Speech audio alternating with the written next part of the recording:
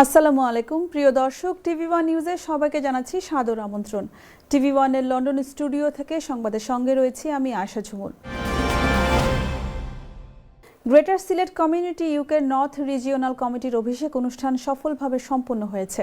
ব্র্যাডফোর্ডের একটি কমিউনিটি সেন্টারে ফয়জুর রহমান চৌধুরীর সভাপতিত্বে এবং এনামুল হক ও রুহেল মিয়ার যৌথ সঞ্চালনায় অভিষেক অনুষ্ঠানের শুরুতেই কমিটিকে পরিচয় ও শপথ বাক্য পাঠ করান গ্রেটার সিলেট কমিউনিটি ইউকের কেন্দ্রীয় convenor Mohammad মুকিস Mansur.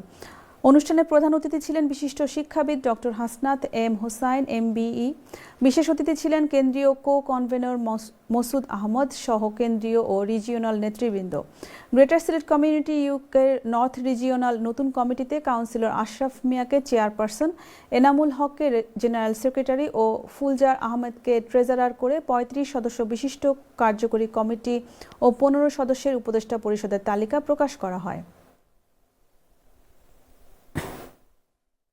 British Bangladeshi sports association আনুষ্ঠানিকভাবে আত্মপ্রকাশ করেছে। ব্রিটিশ পার্লামেন্টের কমিটি রুমে হাফিজুর রহমানের সভাপতিত্বে এবং আফজাল রশিদ সেলিমের কোরআন তেলাওয়াত ও স্বাগত বক্তব্যের মাধ্যমে শুরু হওয়া অনুষ্ঠানে প্রধান অতিথি ছিলেন পপলার ও লাইম হাউসের MP আফসানা বেগম। বিশেষ অতিথি ছিলেন লিয়াম কলন MP, Philip Redley, Bangladesh high কমিশনের ফার্স্ট সেক্রেটারি ওয়াসুল ইসলাম। কমিউনিটির স্বার্থে ব্রিটিশ বাংলাদেশি স্পোর্টস অ্যাসোসিয়েশন বরাবরের মতো গুরুত্বপূর্ণ ভূমিকা পালন করবে বলে আশা প্রকাশ করেন তারা।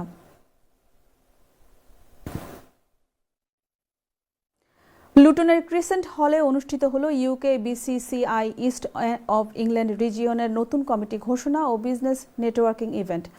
দেশ শতাধিক উদ্যোক্তা, কমিউনিটি নেতা এবং বিশিষ্ট ব্যক্তির উপস্থিতিতে অনুষ্ঠানটি পরিণত হয় ব্যবসায়ীদের এক মিলন মেলায়। সিদ্দিকুর রহমান জয়নালকে প্রেসিডেন্ট, শাহিন উদ্দিনকে জেনারেল সেক্রেটারি ও হুমায়ুন রশিদকে ট্রেজারার করে একটি শক্তিশালী ইস্ট অফ ইংল্যান্ড রিজিয়নের নতুন কমিটি ঘোষণা করা হয়। অতিথিদের উদ্দেশ্যে ভিডিও বার্তায় শুভেচ্ছা ও অভিনন্দন জানান UK BCCI chairman Iqbal Ahmed OBE। স্বাগত বক্তব্য দেন সিদ্দিকুর রহমান জয়নাল। পাশাপাশি CIP নির্বাচিত হওয়ার জন্য শেফ অনলাইনের CEO মুনিম সালিককে ফুলেল শুভেচ্ছা জানানো হয়। পরে ছিল নৈশভোজ ও সাংস্কৃতিক অনুষ্ঠান। They are very interested to be joined into our organization UKBCCI. I hope we will have more members will join with us very in future.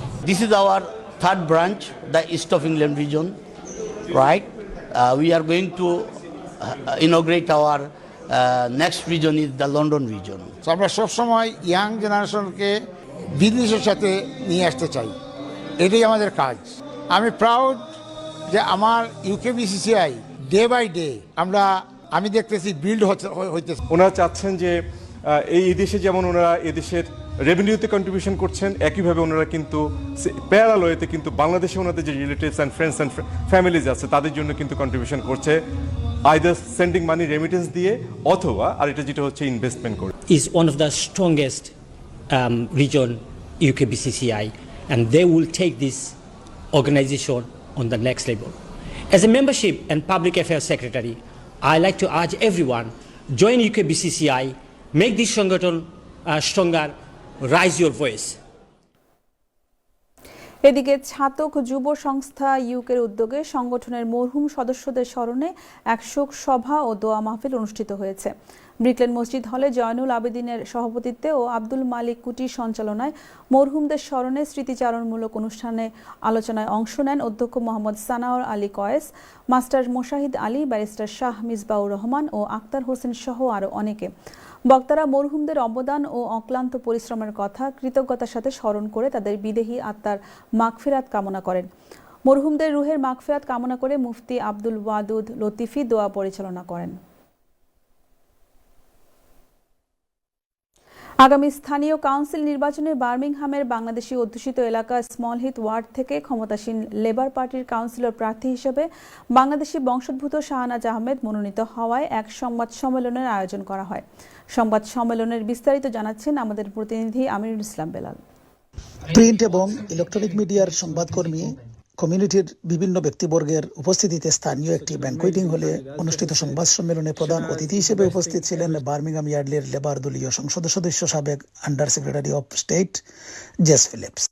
I'm Jess Phillips, the Labour Member of Parliament in Birmingham Yardley, and I'm here to support Shanaz Ahmed, who is our brilliant candidate in the Small Heath area. She is a brilliant British Bangladeshi woman who will represent one of the largest British Bangladeshi populations, and she is a brilliant community activist and frankly a brilliant woman who I have the pleasure to serve alongside, and that is what we have been here today.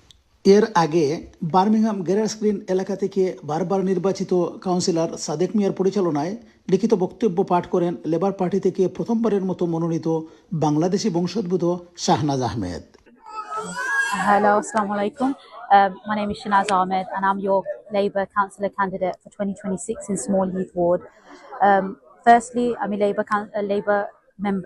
Labour Party ধন্যবাদ দিছি যেন আমারে British Bangladeshi মহিলারে opportunity দিছেন small Heath word ও biggest Bangladeshi কমিউনিটিরে represent করবার লাগি।